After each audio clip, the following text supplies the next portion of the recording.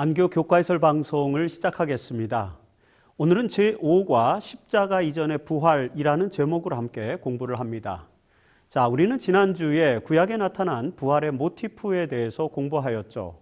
욥기 19장, 시편 49편, 시편 71편, 이사야 26장 등에서 우리는 무덤에서 일어날 것에 대한 소망의 기별이 있음을 살펴보았습니다.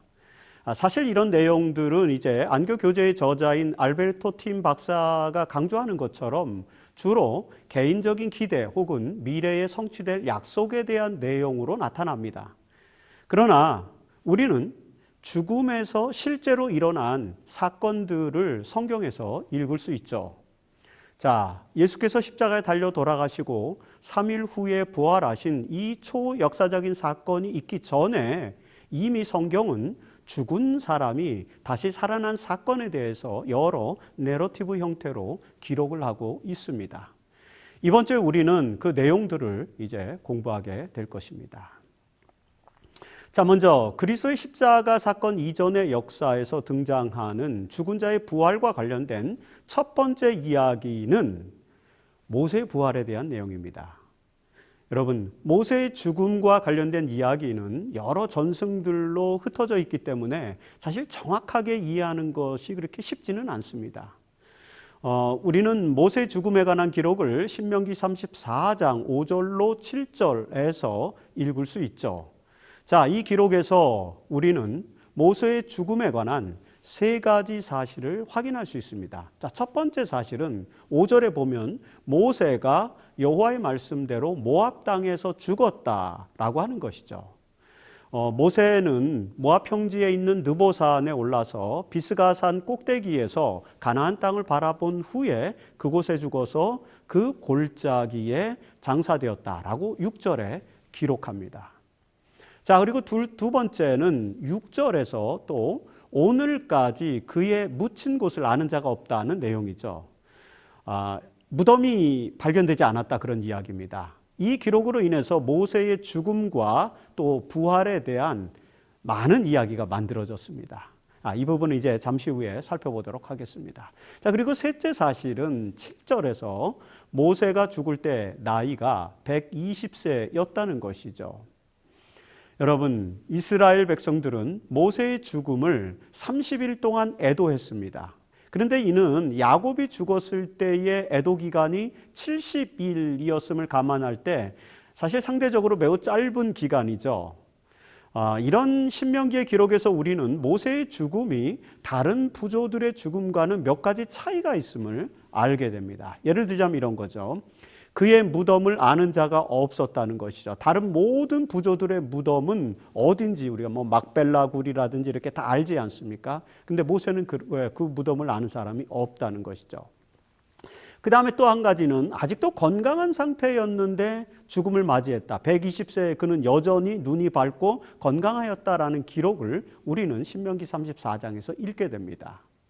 그리고 세 번째로 그를 애곡하는 기간이 고작 30일 정도에 지나지 않았다는 건 이런 정도가 지금 이 창세기와 출애굽기와 신명기까지 모세오경에 나타난 그런 기록 중에서 모세의 죽음의 좀 특징적인 것들입니다. 자, 이런 기록들은 모세의 죽음이 다른 부조들의 죽음과는 확실히 다른 죽음이었음을 알게 해주는 것이죠. 여러분, 바로 이 지점에서 우리는 모세의 부활에 대한 전승들이 만들어질 수 있는 배경들을 이제 이해하게 되는 것입니다. 우리는 신약을 통해서 모세가 부활한 상태로 나타났다는 기록을 읽게 되죠.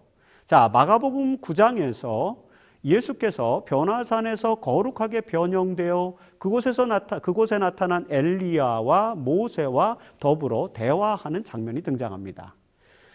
마가복음 9장 4절에서 이에 엘리야가 모세와 함께 그들에게 나타나 예수와 더불어 말하거늘 이렇게 기록되어 있지 않습니까? 사실 이 내용은 마태복음 17장과 누가복음 9장에도 나타나고 있습니다. 이 변화산에서 나타난 두 인물, 즉 엘리야와 모세는 여러분들이 잘 아는 것처럼 각각 살아서 하늘로 승천한 사람, 그리고 죽은 후에 부활한 사람을 대표하고 있는 것으로 설명되죠. 그런데 여러분, 엘리야의 경우는 열왕기하 2장에 보면 그가 죽음을 맛보지 않고 하늘로 승천한 것으로 기록이 되어 있습니다. 그래서 그가 하늘로 살아서 승천했다는 것을 우리가 정경상 이해할 수 있고, 그리고 이제 그가 또 변화산에 내려온 것으로 확인할 수 있죠. 이렇게 변화산에서 엘리야가 나타난 것은 사실 문자적으로 이해하는데 별 문제가 없습니다. 왜냐하면 구약 성경, 구약이라고 하는 정경에 그 이야기가 등장하기 때문에 그렇습니다. 그러나 모세는 단지 죽어서 느보산에 묻혔다, 그 기슭에 묻혔다라고만 기록되어 있기 때문에 그가 살아서 변화산에 나타났다는 것은 구약의 기록만으로는 사실 이해하기 어렵죠. 여러분, 이 느보산에서 죽은 모세가 어떻게 변화산에 나타날 수 있었을까요? 우리는 그 사실을 추론할 수 있는 기록을 신약 성경 유다서에서 읽을 수 있습니다. 자, 유다서 1장 9절에는 흥미로운 기록이 나오죠. 천사장 미가엘이 모세의 시체 쏘만데 시체에 관하여 마귀와 다투어 변론할 때라는 기록이 있습니다. 우리는 이 기록에 의거해서 모세가 느보산에서 죽었고 그 후에 하나님께서 사탄의 변론에도 불구하고 그 육체를 부활시키셔서 하늘로 데리고 가셨다고 이해합니다. 그런데 여러분, 그리스도인들은 어떻게 이런 이해를 가질 수 있었을까요? 단지 신명기 34장 5절로 7절, 그 다음에 유다서 1장 9절, 이것만 가지고 어떻게 알 수 있을까요? 사실 여러분, 여기 구약 신명기와 그 다음에 신약 유다서 1장 9절의 기록에서는 하나님이 모세를 부활시키셔서 하늘로 데려가셨다는 내용이 명시적으로는 나타나지 않습니다. 특별히 구약에는 모세의 죽음과 관련해서 부활을 언급하는 내용이 없죠. 그럼에도 불구하고 복음서에서 변화산 사건과 모세의 등장은 이 모세가 부활했다는 사실을 당시의 제자들이 이미 믿고 있었음을 보여주는 그런 대목입니다. 그렇다면 그들은 어떻게 이런 이해를 가지게 되었을까요? 사실 우리는 유다서의 기록에서부터 그 실마리를 찾아야만 합니다. 왜냐하면 정확한 연대를 우리가 추론하기는 어렵지만 이 유다서가 만일에 예수의 형제 유다가 기록한 책이라면 그 기록 연대가 사복음서의 기록보다 약간 먼저일 수도 있습니다. 왜냐하면 이 유다서가 예수의 형제 유다가 기록했다면 한 서기 60년대 전후에 기록된 것으로 추정되기 때문입니다. 그런데 이 시기에 기록된 이 유다서는 사실 70인역, 그 구약 성경을 헬라어로 번역한 70인역의 영향을 많이 받고 있고요. 그 다음에 외경서를 또 일부 인용하는 것으로 이렇게 나타납니다. 자, 유다서 1장 9절에 미가엘을 천사장 미가엘이 사탄과 변론한다 그렇게 나오지 않습니까? 여기 미가엘을 천사장으로 아키엔젤로 이렇게 기록한 것, 이것은 70인역을 따른 것입니다. 왜냐하면 70인역에만 그렇게 나와요. 그리고 유다서 1장 14절에 보면은 에녹에 대한 기록이 나오는데 그것이 창세기에는 안 나오죠. 에녹의 생애에서 어디서 나오냐면 외경서인 에녹서에 나옵니다. 그래서 에녹서를 인용한 것으로 우리는 추론할 수 있습니다. 그리고 여러분, 요 유다서 1장 9절에서 모세에 대한 기록, 즉 천사장 미가엘과 사탄이 서로 변론하여 그 시체를 두고 변론하였다라, 이런 기록은 바로 모세 승천기라고 알려진 외경서의 내용이 반영된 것입니다. 그렇게 해석하는 것이죠, 성경학자들이. 자, 일반적으로 모세 승천기라고 하는 이 외경서는 헤롯 대왕의 죽음, BC 4년이죠. 기원전 4년. 그 헤롯 대왕의 죽음이 기록되어 있기 때문에 아마 기원전 4년경쯤에 바리새인 혹은 SNA인 중에 어떤 사람이 기록한 그런 외경서로 알려져 있죠.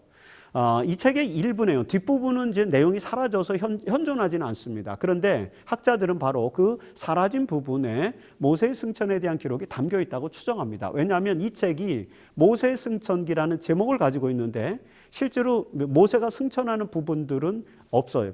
사라졌어요. 그래서 사라진 부분에 모세 승천이라고 하는 내용이 담겨 있다라고 이렇게 학술적으로 추론이 가능한 것입니다.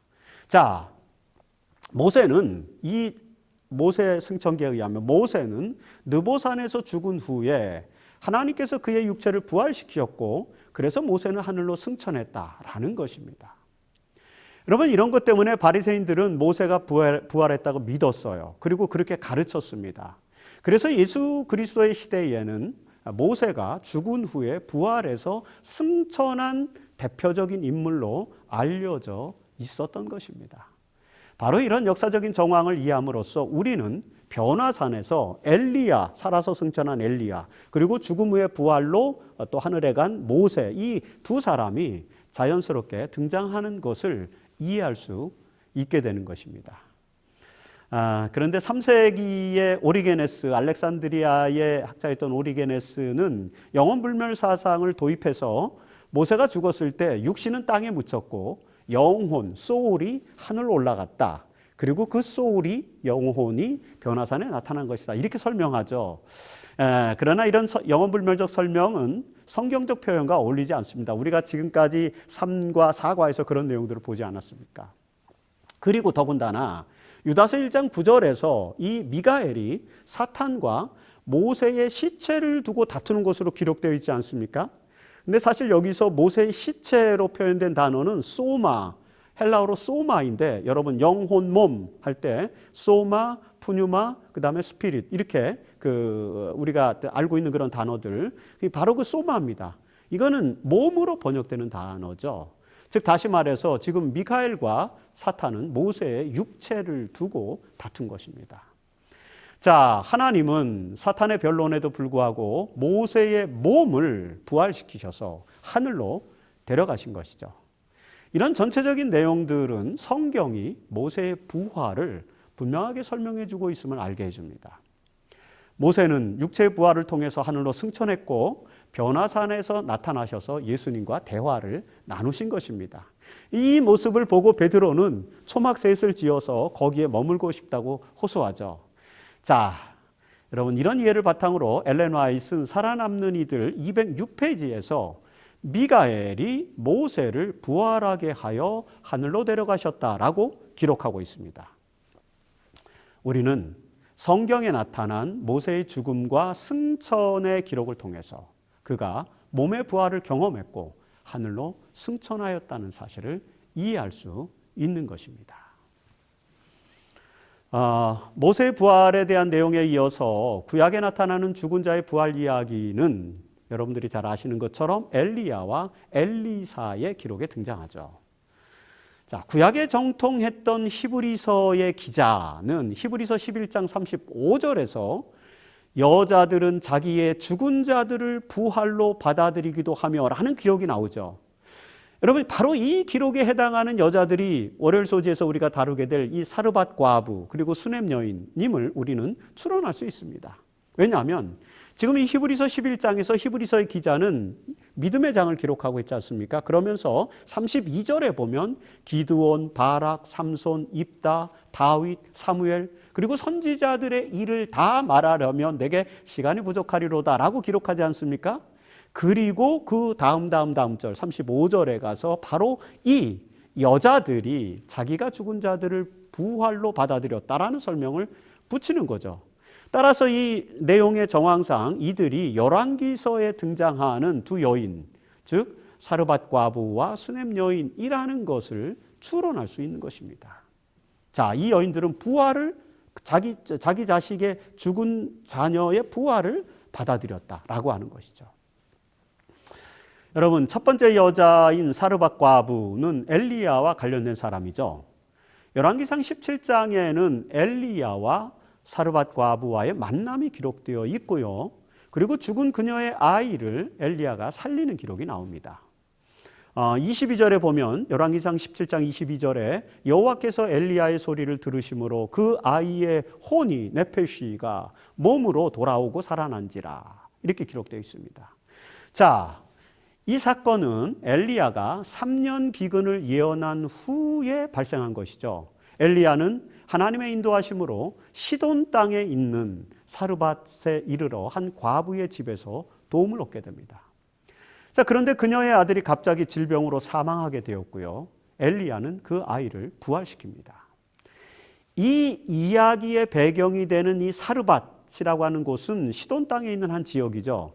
그런데 여러분 누가복음 4장 26절에는 시돈 땅의 사렙다의 한 과부라고 표현되어 있지 않습니까?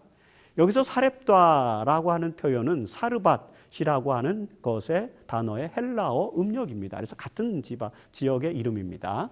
예수님은 사르밧 과부의 비유를 들어서 유대인들이 아니라 이방인들, 즉 시돈 땅이잖아요. 이방인들이 하나님의 축복을 받았음을 지금 설명하는 것입니다. 이것 때문에 여러분 나사렛 사람들은 분노하였고 그래서 예수를 낭떠러지로 끌고 가서 죽이려고 했다는 기록을 우리는 누가복음 4장에서 읽지 않습니까? 자, 아무튼 하나님은 이방 여인에게도 은총을 베푸셔서 엘리야로 하여금 죽은 아이를 살리셨다는 것입니다.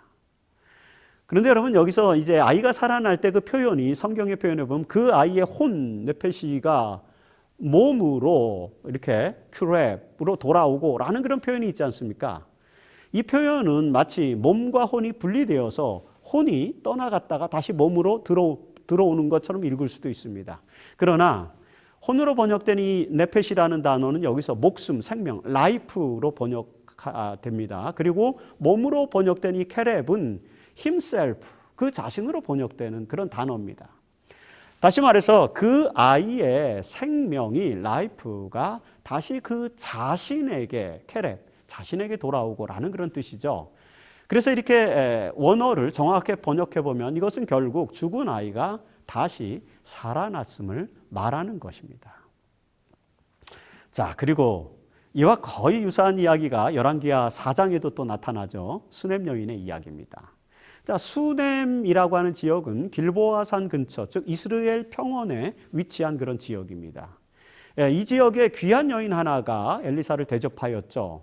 엘리사는 그래서 그에게 아들을 낳을 것이라고 이제 게하시를 통해서 이렇게 조언을 받아서 예언을 합니다.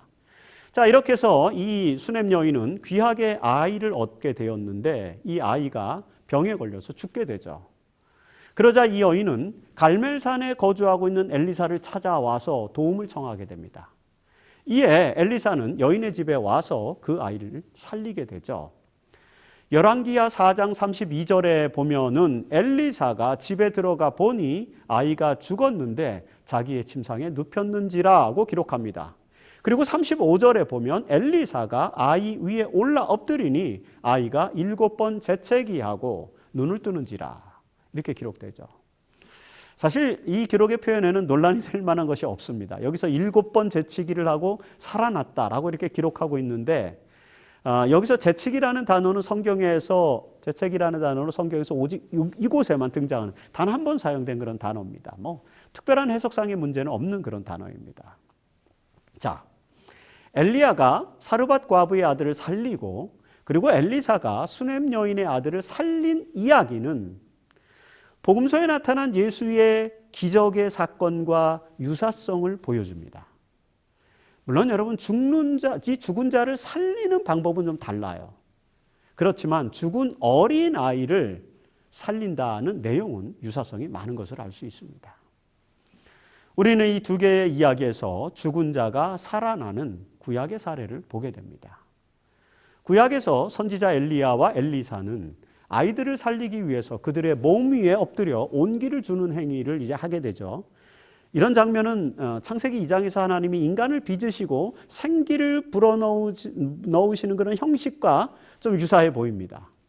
그러나 이제 우리가 살펴보게 될 예수께서 아이들을 살리시는 방법은 창세기 2장의 방식이 아니라 창세기 1장에서처럼 말씀으로 하시는 것을 보게 되죠. 이런 차이점을 살펴보는 것도 의미 있는 해석일 것이라고 생각을 할 수 있습니다. 여러분, 신약에서 예수께서 죽은 아이를 살리시는 첫 번째 이야기는 누가복음 7장 1절로 17절에 등장하죠. 사실 이 이야기는 다른 복음서에는 나타나지 않습니다. 오직 누가복음에만 기록되어 있어요. 누가가 특별하게 이 이야기를 어디서 가져왔다라고 이렇게 볼 수 있습니다. 자, 예수께서는 나인이라고 불리우는 성으로 가셨습니다. 이 나인성은 나사렛에서 남동쪽으로 약 한 10km 정도 떨어진 그런 동네였습니다. 예수께서 그 마을에 들어가실 때 한 과부의 독자가 죽어서 장례 행렬이 지금 예수님 앞을 지나가고 있었죠. 13절에 보면은 예수께서 과부를 보시고 불쌍히 여기사 울지 말라고 하셨습니다. 그리고 가까이 가서 그 관에 손을 대시죠. 이렇게 해서 장례 행렬이 멈추자 예수께서는 청년아 내가 네게 말하노니 일어나라 하시며 죽었던 자가 일어나 앉고 말도 하거늘. 이렇게 14절과 15절에 기록되어 있습니다. 자, 그래서 16절에 보면 이에 모든 사람이 두려워하며 하나님께 영광을 돌려 이르되 큰 선지자가 우리 가운데 일어나셨다고 고백하죠.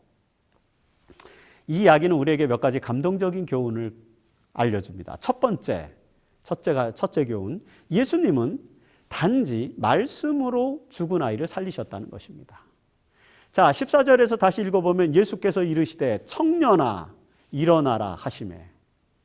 여러분, 우리가 앞서 엘리야와 엘리사는 아이를 살리기 위해서 그들의 몸으로 죽은 아이의 몸 위에 누워서 그를 살렸지 않습니까? 하지만 여기서 예수님은 말씀만으로 아이를 살리십니다. 물론 이런 상황은 이후의 장면에서 계속해서 등장하죠. 우리는 예수님께서 말씀으로 세상을 창조하신 그 말씀 하나님, 로고스 하나님임을 잘 알고 있습니다. 그분의 말씀은 생명의 능력이죠. 따라서 예수님은 말씀으로 생명의 능력으로 죽은 자를 살리실 수 있는 것입니다. 자, 그리고 둘째 교훈은 예수는 나인성의 과부가 아이를 살려달라고 도움을 청하지 않았음에도 불구하고 그녀의 슬픔을 다이렉트로 가서 해결해 주시죠. 누가복음 7장 13절에는 주께서 과부를 보시고 불쌍히 여기사 울지 말라라고 그렇게 기록됩니다. 여러분, 사도행전 10장 38절에 보면은 베드로가 고넬료의 집에서 설교를 할 때 예수님께서는 두루 다니며 선한 일을 행하시고 모든 사람을 고치셨으니 라고 예수님의 행적을 설명하고 있거든요. 자, 예수님은 두루 다니면서 사람들을 고치시고 살리시는 이런 선한 사역을 담당하신 것입니다.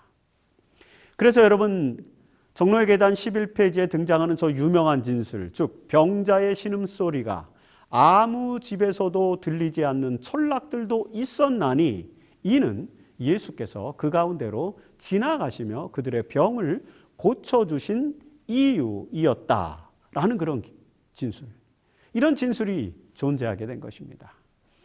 예수님은 사랑과 자비와 긍휼을 가지고 모든 사람들의 슬픔을 친히 돌봐주셨습니다. 바로 이 나인성의 과부의 아들을 살리신 것은 그런 그분의 긍휼의 모습을 보여주는 것이죠. 자, 그리고 셋째 교훈이요. 이 사건은 예수의 소문이 온 유대에 퍼지게 되는 결정적 계기가 되었다고 누가는 기록하죠. 누가복음 7장 17절에서 예수께 대한 이 소문이 온 유대와 사방에 두루 퍼지니라. 여러분, 앞서 읽었던 말씀처럼 죽은 자의 부활 사건을 목격한 나인성의 사람들은 예수를 큰 선지자로 여기게 됩니다. 그리고 그에 대한 소문을 온 유대와 사방에 두루 퍼뜨리죠. 죽음으로부터 사람을 살리시는 예수의 능력은 모든 사람들에게 큰 선지자로 인정을 받는 계기가 된 것입니다. 그러나 여러분, 우리는 그분께서 단지 큰 선지자이실 뿐만 아니라 또한 메시아이셨음을 기억해야 합니다.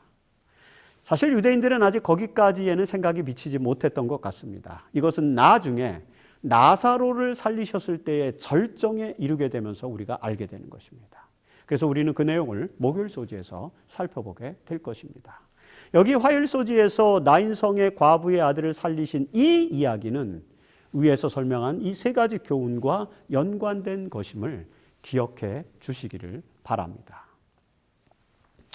자, 예수께서 죽은 자를 살리신 두 번째 사례는 이제 그 유명한 회당장 야이로의 딸을 살리신 사건이죠.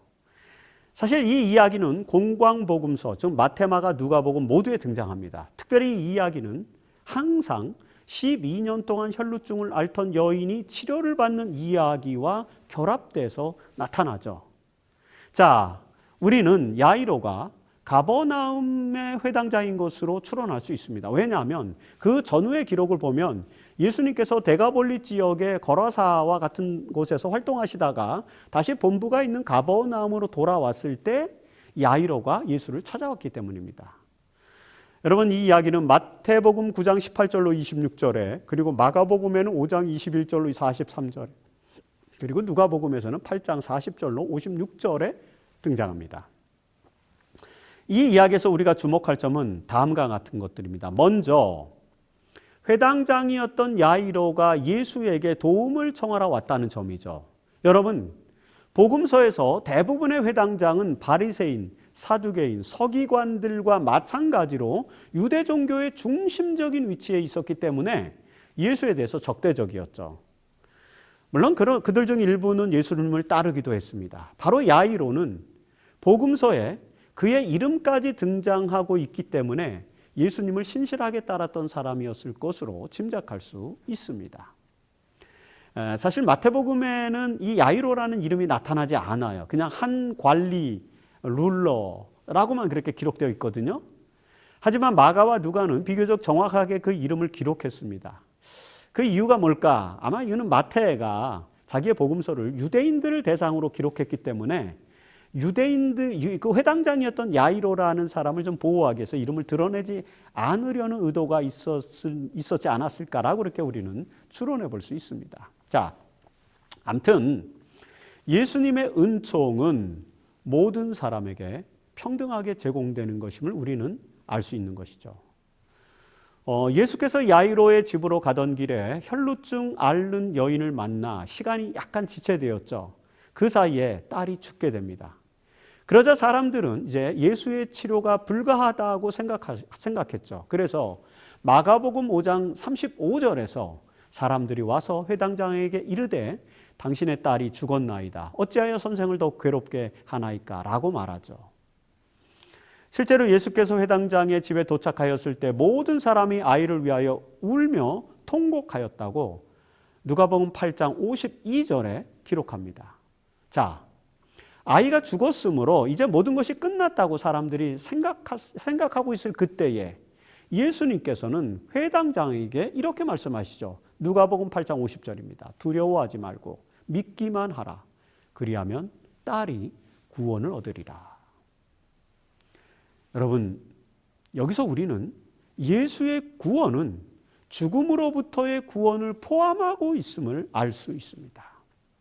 그분은 죽음의 권세까지 정복하시고 우리를 구원할 것입니다. 그래서 우리는 죽음에도 불구하고 희망을 이야기할 수 있는 것입니다. 예수는 야이로의 딸의 죽음을 모든 것의 끝으로 이해하지 않았습니다. 모든 사람들이 그 죽음으로 모든 것이 끝났다는 그런 실존주의적 입장을 견지할 때 예수님께서는 그들에게 이렇게 말씀하시죠. 마가복음 5장 39절입니다. 너희가 어찌하여 떠들며 우느냐? 이 아이가 죽은 것이 아니라 잔다 하시니. 자, 여러분, 죽음을 잠자는 것에 비유하는 이런 표현은 우리가 이제 목요일 소지에서 살펴보게 될 나사로의 죽음에서도 동일하게 나타나고 있죠. 예수님은 항상 죽음을 잠이라고 하는 것을 유비로 이해하였습니다. 예수께서 이렇게 죽음을 잠의 유비로 이해하셨던 것은 바로 부활에 대한 강력한 믿음을 드러내는 것이죠. 죽음을 잠에 비유한 이 예수의 말에 실존주의적 그 사람들은 비웃더라. 그렇게 이제 성경은 표현하고 있습니다. 그렇습니다. 죽음을 잠에 비유하고 부활을 가르치는 성경의 가르침을 비웃는 사람들이 종종 있어요. 그러나 예수의 가르침은 너무나도 분명하죠. 그리고 그분은 실제로 부활하셔서 부활의 교리가 성경적인 것임을 분명하게 또 보여주셨습니다. 우리는 그 부활에 대한 믿음과 소망을 굳게 가져야 하는 것입니다. 자, 그리고 예수께서 야이로의 딸을 살리시는 방법도 나인성의 과부의 아들을 살리셨던 것처럼 말씀을 하시는 것이죠. 마가복음 5장 41절로 42절에 그 아이의 손을 잡고 이르시되 달리다굼 하시니 소녀가 일어나서 걸으니. 여러분, 예수님은 아이의 손을 잡으시고 소녀야 일어나라 라고 아람어로 말씀하셨습니다. 이 말씀은 앞선 경험에서처럼 창조의 능력의 말씀이었던 것이죠. 빛이 있으라 말씀하신 그분은 이제 달리다굼이라고 말씀하시는 것입니다. 그리고 그 능력의 말씀에 따라서 죽은 아이가 일어나서 걸었습니다. 예수의 말씀은 부활의 능력을 가지고 있다는 것을 우리가 알게 되는 것이죠. 우리는 그 부활의 능력을 믿는 믿음을 굳게 가져야 하는 것입니다. 그리고 여러분, 이 사건에서 예수는 나인성에서와는 좀 다른 태도를 취하셔요. 여러분, 사실 나인성의 이야기에서는 예수님에 대한 소문이 온 유대에 퍼졌는데 예수님은 그걸 그냥 내버려 두셨어요. 그런데 여기 마가복음 5장에서는 다릅니다. 왜냐하면 마가복음 5장 43절에서 보면은 예수님은 이 일을, 야이로의 딸을 살리신 것을 아무에게도 알지 못하게 하라. 그리고 그들을 많이 경계하셨다라고 그렇게 기록하고 있습니다. 예수께서 그렇게 하신 이유는 두 가지 정도로 추론해 볼 수 있을 것 같습니다. 하나는 회당장 야이로를 배려한 것으로 이해할 수 있겠죠. 그는 유대의 관원이었기 때문에 예수와 연루된 것이 그에게 어려움을 줄 수도 있었을 것입니다. 그래서 예수님은 아마 그걸 배려했을 수도 있어요. 마태가 그의 이름을 기록하지 않은 것도 그런 차원이라고 제가 설명드렸지 않습니까? 자, 그리고 또 하나의 추론은 아마도 예수의 기적 이야기가 퍼지면서 이제 유대 종교 지도자들이 예수에 대한 경계를 강화했을 수도 있다는 것입니다. 그래서 예수는 죽은 자를 살린 이 이야기가 소문으로 퍼져나가면서 당신의 아직 남은 사역에 문제가 있을 수도 있겠다고 생각했던 것 같습니다. 여러분, 예루살렘 근처에서 이 베다니에서 나사로를 살리는 일이 나타나지 않습니까? 목요일 소재에서 다루게 될 텐데, 그러자 유대 종교 지도자들이 이제 예수를 죽이고자 본격적으로 논의하는 장면을 우리는 보게 되거든요. 이런 장면을 볼 때 우리는 이 야이로의 딸을 살리신 사건에서 그런 추론을 할 수 있게 되는 것입니다. 아무튼 야이로의 딸을 살리신 이 사건, 이것은 유대교의 관원도 예수의 은총에서 예외가 아님을 또 우리에게 알게 해 주는 것입니다. 나인성의 과부, 그 다음에 이 야이로의 딸, 이런 것들은 우리에게 그런 내용들을 보여줍니다. 자, 그리고 이제 목요일 소재에서 예수께서 죽은 자를 살리신 사건의 클라이막스는 바로 나사로의 부활이죠. 요한복음에만 나타나는 이 나사로의 부활 사건은 요한복음 11장에 비교적 긴 내용으로 기록되어 있습니다.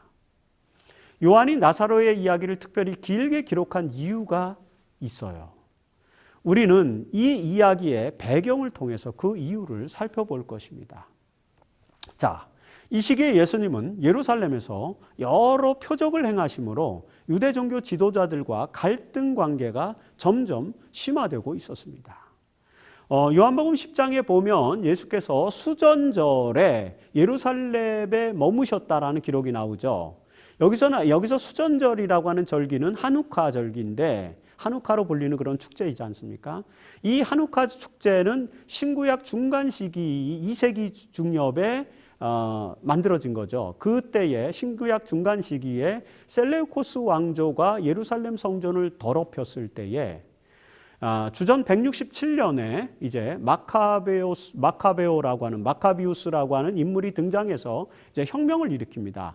이 주전 167년부터 시작된 마카비 혁명을 통하여서 마침내 주전 164년에 예루살렘 성전이 회복되었습니다. 그래서 예루살렘 성전을 회복하고 제사장을 다시 세우고 그 예루살렘 성전을 하나님께 봉헌하였는데, 그 성전을 하나님께 봉헌한 날을 기념하여 만든 축제가 바로 이 한우카 축제입니다. 수전절이죠. 예수께서는 솔로몬 행각에서 이 수전절에 유대인들과 논쟁을 하게 됩니다. 그런데 여러분, 이 논쟁에서 예수님은 요한복음 10장 30절에 보면은 나와 아버지는 하나입니다 라고 이렇게 말씀하세요.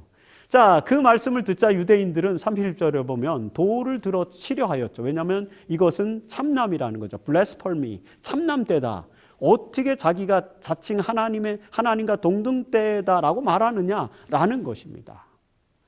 자, 이렇게 갈등 관계가 심해지자 예수님은 아주 초기 사역에서 제자들에게 침례를 베풀던, 제자들과 함께 침례를 베풀던 그 요단강 근처인 에논이라고 하는 지역으로 물러나서 거기 머무시게 되죠. 요한복음 11장은 이런 배경에서 시작됩니다. 자, 이런 배경의 기초에서 나사로의 부활 이야기에서 우리가 주목해야 될 몇 가지 내용을 정리해 보도록 하겠습니다. 자, 첫 번째, 예수님은 나사로의 부활에서, 나사로의 사건에서 그 죽음을 또다시 잠으로 비유하죠. 자, 이곳에서 예수는 나사로가 병에 걸렸다는 소식을 듣게 됩니다. 수전절 기간 동안에 예수가 예루살렘에 계실 때 그는 바로 이 나사로의 집이 있는 베다니에서 주로 기거하였음을 우리는 잘 알죠. 그렇게 함께 지내던 나사로가 병들었다는 소식을 마르다와 마리아는 에논에 잠시 머물고 있는 예수님께 전하였습니다. 여러분, 제자들은 당연히 예수께서 나사로를 치료하시러 예루살렘으로 돌아갈 것이라고 생각하였습니다. 그러나 예수는 그렇게 하지 않고 이틀을 그곳에 더 머무시죠. 그런데 그 사이에 나사로는 죽었고요. 예수는 그의 죽음을 잠들었다고 표현하는 것입니다. 자, 요한복음 11장 11절에서 우리 친구 나사로가 잠들었도다. 그러나 내가 깨우러 가노라고 말씀하시죠. 여러분, 제자들은 그 말을 문자 그대로 받아들였습니다. 그러나 예수님은 14절에서 나사로가 죽었느니라고 이렇게 설명하시는 것이죠. 자, 여기서 예수님은 죽음을 잠의 유비로 지금 설명하셨는데 이것은 지난주에 우리가 살펴본 구약의 가르침을 충실하게 반영하는 것이죠. 이 구약 성경과 신약 성경에서 죽음을 잠의 비유로 이렇게 나타나는 것은 우리는 계속해서 볼 수 있는데 그것은 바로 부활의 아침에 다시 일어날 것이기 때문이라는 것을 또 우리가 지난주에 공부를 했습니다. 자, 이처럼 죽음을 잠에 비유하는 것은 부활의 소망 때문이다라는 것 다시 한번 기억해 주시기를 바랍니다. 그리고 둘째, 예수는 나사로의 사건을 아주 의미 있는 섭리의 사건으로 지금 만들어 가시죠. 자, 사실 나사로에 대한 소식이 전해졌을 때, 병들었다는 소식이 전해졌을 때 예수는 바로 가서 치료하실 수도 있었습니다. 그러나 요한복음의 기록은 예수께서 무언가를 의도하고 계셨음을 지금 드러내고 있죠. 자, 보십시오. 요한복음 11장 4절에서 예수는 이 병은 죽을 병이 아니라 하나님의 아들이 이로 말미암아 영광을 받게 하려 함이라. 여러분, 이 귀절을 머릿속에 잘 기억해 주시기 바랍니다. 자, 예수는 이 사건으로 당신이 영광을 받게 될 것이라고 지금 말씀하고 계십니다. 그러면서 나사로의 병이 죽을 병이 아니라고 단언하시죠. 사실 문자적으로는 잘 이해가 가지 않는 그런 말씀입니다. 왜냐하면 나사로는 분명히 죽었기 때문이죠. 그런데 이 병은 죽을 병이 아니다라는 이 예수님의 말씀은 도대체 무슨 뜻입니까? 사실 이 의미를 철학적으로 잘 설명해 주는 책이 한 권 있는데 그것이 바로 케르케고르가 쓴 죽음에 이르는 병이라는 그런 책입니다. 케르케고르는 이 죽음에 이르는 병이라는 책에서 예수님의 이 가르침을 정확하게 이해하고 설명합니다. 즉, 죽음에 이르는 병이란 부활에 대한 희망이 없는 절망적인 상태를 말하는 것이고 만일에 부활에 대한 희망이 있다면 죽어도 그것은 죽는 게 아니라는 그런 뜻입니다. 자, 키에르케고르의 이런 철학적 해석은 바로 요한복음 11장 25절을 인용한 것이죠. 거기서 예수님은 이렇게 말씀하십니다. 예수께서 이르시되 나는 부활이요 생명이니 나를 믿는 자는 죽어도 살겠고. 나사로는 죽었지만 예수를 믿는 믿음으로 다시 살아날 것이기 때문에 이건 죽을 병, 즉 죽음에 이르는 병이 아니라는 그런 말씀인 것이죠. 그런데 여러분, 사실 이 내용을 마르다도 이미 알고 있었던 것 같아요. 왜냐하면 요한복음 11장 24절에 보면 마르다가 예수님께 이렇게 말해요. 마지막 날 부활 때에는 다시 살아날 줄을 내가 아나이다 라고 이렇게 말하는 거죠. 여러분, 사실 사두개인을 제외한 거의 대부분의 유대인들은 죽은 자의 부활을 종교적으로 믿고 있었습니다. 그래서 누구나 다 마지막 날에 죽은 자가 부활할 것을 잘 알고 있었죠. 그렇기 때문에 죽음을 잠의 유비로 계속해서 설명했던 것입니다. 이처럼 구약과 신약의 이야기에는 죽음과 부활이라는 사상이 매우 확고한 종교적 신념이었음을 우리는 알게 됩니다. 그럼에도 불구하고 신구약 중간 시기에 헬레니즘의 영향으로 영혼불멸 사상이 또 들어와서 이스라엘 종교에 유입되었죠. 그래서 유대인들은 지옥에 대한 개념도 또 함께 가지고 있었습니다. 이처럼 예수님 당시의 유대인들은 죽음과 부활 그리고 영혼불멸이라는 대립되는 사상이 혼재된 상태에 놓여 있었던 것을 우리는 신약 성경을 읽으면 그런 내용들을 확인해 볼 수가 있게 되는 것입니다. 자, 이런 상황에서 예수는 죽은 나사로를 살리심으로써 죽은 자의 상태와 부활이라는 성경의 가르침을 다시 한번 확고하게 제시하고 있는 것을 우리는 요한복음 11장에서 확인을 하게 되는 것입니다. 그리고 셋째, 요한복음은 다른 복음서에는 등장하지 않는 이 표적을 길게 기록한 이유가 무엇인지를 또 보여주죠. 자, 예수는 나사로를 통해서 당신의 역사를 드러내셔야 했기 때문에 곧바로 치료하지 않고 그가 죽을 때까지 에논 근처에서 머물다가 나사로가 죽자 비로소 베다니로 가는 것입니다. 그리고 여러분, 그가 나사로의 무덤에 섰을 때 이미 죽은 지 4일이 지났죠. 성경에 보면 39절에 보면 죽은 지 나흘이 되었음에 벌써 썩어서 냄새가 난다 라고 이렇게 마르다는 말하지 않습니까? 여러분, 나사로의 죽음은 확실한 죽음이었습니다. 아무도 그의 죽음을 의심할 수 없었죠. 육체는 썩어서 냄새가 나고 있었습니다. 이렇게 확실하게 죽음이 입증된 그 후에 예수는 비로소 나사로를 살리시는 것입니다. 그런데 여러분, 요한복음은 이 사건을 기적, 이적이 아니라 표적이라고 표현하고 있죠. 세메이온이라는 단어입니다. 헬라어로. 요한복음 11장 47절에서 이 사람이 많은 표적, 세메이온을 행하니 우리가 어떻게 하겠느냐라는 그런 기록이 나오지 않습니까? 여러분, 요한복음은 일부러 기적이라는 단어를 전부 세메이온, 즉 표적이라는 특별한 단어로 계속해서 기록합니다. 이 표현은 세메이온이라는 표현은 예수님의 메시아성과 신성을 드러내는 특별한 기적을 드러내는 그런 표현인 것입니다. 그래서 세메이온, 즉 표적이라고 표현한 것을 우리는 신학적으로 이해합니다. 나사로의 부활은 예수의 신적 능력을 드러내는 매우 특별한 표적이었습니다. 많은 사람들은 그런 예수의 능력을 신뢰하였습니다. 그리고 이 표적은 바리새인들에게는 또 최악의 상황이 되었죠. 그래서 저들은 예수를 더 이상 두고 볼 수 없었습니다. 요한복음 11장 53절에 보면 바로 이때부터, 즉 나사로의 부활 사건부터 그들이 유대 지도자들이, 종교 지도자들이 예수를 죽이려고 모의하니라는 기록이 나옵니다. 여러분, 나사로의 부활 사건은 예수께서 십자가에 달려 돌아가시게 되는 결정적인 계기가 되는 사건이었습니다.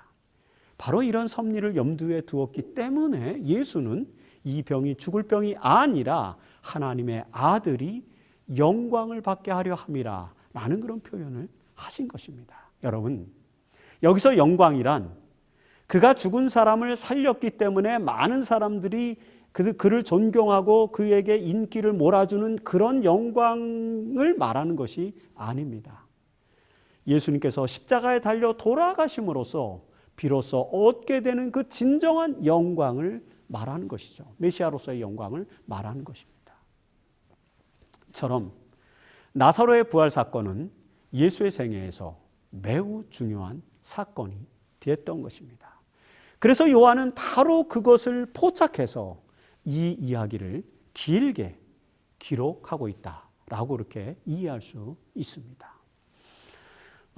나사로의 부활 이야기가 다른 복음서에는 등장하지 않는 이유는 모르겠어요. 그냥 저희가 이제 거룩한 상상력으로 추론을 해보면 아마 그 AD 60년경에는 마태복음이나 마가 누가 이런 것들이 기록될 때는 아직 나사로가 살아있었을 것 같아요. 그래서 아직 그가 살아있었기 때문에 기록되지 않을 수도 있었습니다. 이렇게 중요한 사건임에도 불구하고. 하지만 우리는 요한복음 11장의 이 나사로의 부활의 기록, 요한이 기록한 이 기록을 통해서 죽음과 부활이라고 하는 사상의 매우 중요한 가르침, 그리고 예수 그리스도의 사명에 대한 가르침을 확인하게 되는 것입니다. 이번 주에 우리는 예수님께서 십자가에 달려 돌아가시기 이전에 죽은 자가 살아난 성경의 사례들을 모두 살펴보았습니다. 모세는 죽었지만 부활해서 하늘로 승천했습니다. 엘리야는 사르밧 과부의 아들을 살리셨고, 그 다음에 엘리사는 수넴 여인의 아들을 또 살렸습니다. 그리고 신약에 와서 예수는 나인성의 과부의 아들과 그 다음에 회당장 야이로의 딸을 또 살리셨습니다. 그리고 클라이맥스, 나사로를 살림으로써 하나님 나라의 영광을 드러내셨습니다. 이처럼 성경은 죽은 자의 부활을 매우 당위적으로 설명하고 있죠. 그래서 20세기 저 유명한 신학자인 오스카르 쿨만은 성경을 믿으면서 죽은 자의 부활을 믿지 않고 영원불멸을 믿는 것은 넌센스다라고 그렇게 이야기하고 있죠. 그것은 넌센스입니다. 성경은 영원불멸이 아니라 죽은 자의 부활을 가르치고 있죠. 그리고 재림교회는 그 죽은 자의 부활에 대한 매우 확고한 신앙정신을 가지고 있습니다. 여러분, 이 신앙정신은 단순하게 교리가 아닙니다. 이것은 우리의 진정한 소망인 것이죠. 이 부활의 소망에 대해서 엘렌 화이트는 시대소망 530페이지에서 이렇게 묘사합니다. 제가 읽어보겠습니다. 예수께서는 나를 믿는 자는 죽어도 살겠고 무릇 살아서 나를 믿는 자는 영원히 죽지 아니하리니 이것을 내가 믿느냐? 라고 말씀하셨다. 이곳에서 그리스도는 당신의 재림의 때를 내다보신다. 그때 죽은 의인이 썩지 않을 몸으로 부활하겠고 살아남은 의인은 죽음을 보지 않고 하늘로 데려감을 받을 것이다. 자, 이 부활의 소망이 우리의 삶 속에서 언제나 희망이 되고 하나님의 영광이 되기를 간절히 바랍니다. 우리는 모두 죽을 수밖에 없는 존재들이죠. 그러나 죽어도 살 것이라는 부활의 소망이 있다면 그것은 죽음에 이르는 병이 결코 아닌 것입니다. 부활의 신앙은 절망을 희망으로 바꿔줍니다. 우리 모두 확고한 부활의 신앙으로 죽음에 이르는 병에서 회복되어 희망을 가진 존재로 살아가기를, 여러분들이 그런 믿음을 가지고 살아가기를 저는 간절히 호소하면서 이번 주에 교과 해설 방송을 마치겠습니다.